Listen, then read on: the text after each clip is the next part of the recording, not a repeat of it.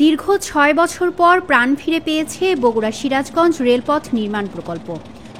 বগুড়া সিরাজগঞ্জ রেলপথ নির্মাণ প্রকল্পের ৯৬০ একর ভূমি অধিগ্রহণে ১,৯২০ কোটি ১০ লাখ টাকা ছাড় করা হয়েছে।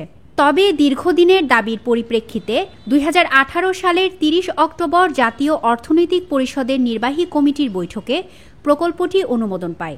শুরুতে প্রকল্পটি ২০২৩ সালের ৩০ জুনের মধ্যে শেষ করার কথা ছিল, কিন্তু পরামর্শক নিয়োগ এবং নকশা চূড়ান্ত করা নিয়ে বিলম্বের কারণে তা সম্ভব হয়নি। এবার ঘটছে সেই অপেক্ষার অবসান। রেল মন্ত্রণালয়ের উপসচিব মোহাম্মদ শফিউর রহমান কর্তৃক অর্থ উপদেষ্টা ও বাংলাদেশ রেলওয়ের প্রধান হিসাবরক্ষণ কর্মকর্তাকে দেওয়া চিঠিতে এটি জানানো হয়েছে।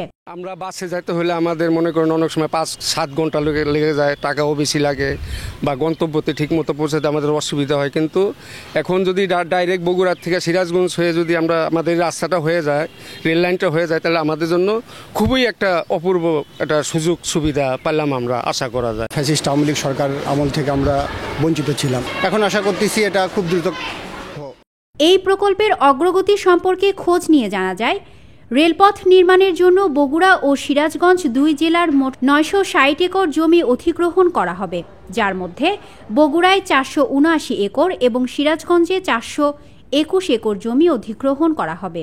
নতুন এই রেলপথ নির্মিত হলে বগুড়া থেকে ঢাকার মধ্যে দূরত্ব কমবে ১১২ কিলোমিটার, ফলে যাতায়াতের সময় বাঁচবে প্রায় ৪ ঘন্টা।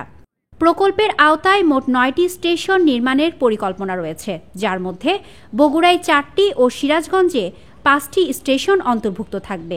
এছাড়া বগুড়ার রানীরহাট ও সিরাজগঞ্জে ২টি জাংশন স্থাপন করা হবে।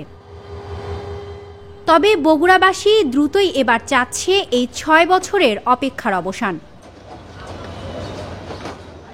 স্মৃতি সঞ্চয়িতা অর্থী, দৈনিক করতোয়া।